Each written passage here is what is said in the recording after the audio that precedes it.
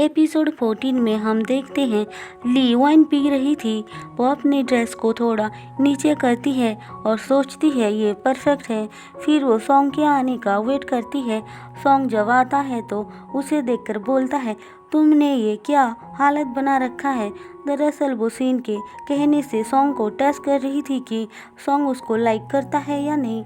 पर ली ड्रिंक नहीं करती थी, इसीलिए उसको जल्दी से ही नशा चढ़ जाती है और वो नशे के हालत में ही सॉन्ग को पकड़ लेती है। सॉन्ग पूछता है, तुम्हें पता तो है ना हम क्या कर रहे हैं।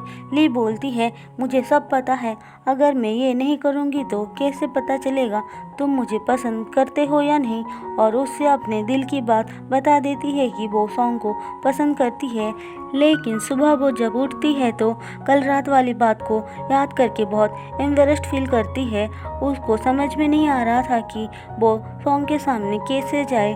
वहीं दूसरी तरफ जून सीन को इम्प्रेस करने में लगा पड़ा था। उसके पसंद नापसंद के बारे में चैन से पता लगाता है और उससे मिलने जाता है। जॉन सीन से अपने दिल की बात भी बता देता है कि वो उससे सच में प्यार करता है, पर सीन उसे मना करके चली जाती है और ली को सब बता देती है। ली कहती है, जॉन बहुत अच्छा लड़का है, तुम्हें हाँ बोल देना चाहिए, कब तक तुम उसके लिए वेट करोगी।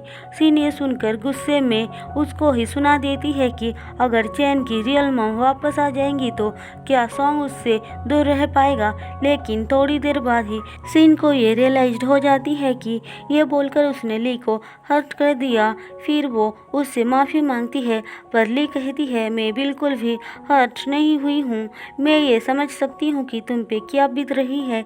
इसके बाद वो घर आकर सॉन्ग से बात करने का प्रैक्टिस कर रही थी ताकि सॉन्ग को वो ये बोल सके कि वो जब ड्रिंक करती है तो किसी को भी आई लाइक यू बोल देती है। इसीलिए सॉन्ग को उसकी बातों को दिल पे नहीं लेना चाहिए। पर उसके बोलने से पहले ही सॉन्ग उसको रात वाली बात बताता है, जिस वजह से वो सॉन्ग को बीच में ही रोक कर बोलती है, मैं ड्रिंक करने के बाद कुछ भी याद नहीं रखती हूँ। सॉन्ग कहता है, ठीक है तो फिर तुम सो जाओ। सॉन्ग को सोता हुआ देखकर वो रोक कर पूछती है, मुझे याद नहीं है तो क्या हुआ, तुमको तो सब कुछ याद है। सॉन्ग पूछता है, कौन सा बात तुम जानना चाहते हो। ली कहती है, क्या मैंने तुमसे कोई सवाल पूछा था। सॉन्ग ये सुनकर कुछ नहीं बोलता है, जो देखकर ली बोलती है, मैं तो ये बोलना चाहती थी कि तुमने मुझसे शादी क्यों किया। अब सॉन्ग ये सुनकर कुछ सोचने लगता है और हमें पता चलता है उसका लॉयर ने उसे कहा था अगर वो लीगली शादी कर लेगा तो बच्चा नेचुरली सॉन्ग फैमिली का हो जाएगा। वो ली को ये कहना चाहता था पर कुछ सोचकर नहीं बताता है और उठकर चला जाता है। ली सोचती है, इसका मतलब उसने मुझे रिजेक्ट कर दिया, सॉन्ग मुझे पसंद नहीं करता है। अब सुबह वो जब वर्क पे जाती है, वहाँ एक लड़की आती है जिसको अपने रिंग का डिजाइन चेंज करना था। ली उसको रिंग का डिजाइन बताती है, जिससे वो लड़की इम्प्रेस्ड होकर बोलती है, तुम ही इस रिंग का डिजाइन करो। पर तोंग इसके लिए परमिशन नहीं देती है। तभी वहाँ तियान आकर बोलता है, हमें ली को एक चांस देना चाहिए।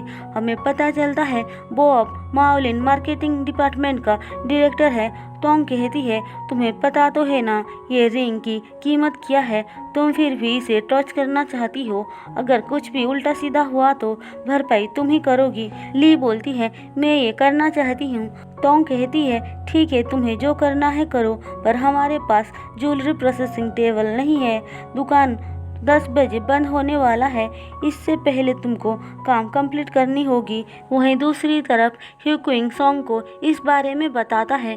सॉन्ग बोलता है, मुझे याद है बी सेक्शन में ज्वेलरी प्रोसेसिंग के लिए एक रूम था। ह्यूक्विंग कहता है, वो तो कब से बंद पड़ा हुआ है और उसका की भी नहीं है। सॉन्ग उसे किसी भी तरह से की ढूंढकर मैनेजर को देने के लिए बोलता है। अब हम देखते हैं मैनेजर आकर उस रूम को ओपन करती है जहाँ पे ली काम करती है, जिसमें उसकी हेल्प तियान भी करता है। डिजाइन चेंज करने के बाद वो रिंग लेकर उस लड़की को देती है। वो लड़की रिंग को देखकर बहुत खुश होती है, ली की तारीफ करती है। अब ली वहाँ का एक परमानेंट एम्प्लॉय बना दिया जाता है। इसी के साथ एपिसोड 14 खत्म होता है।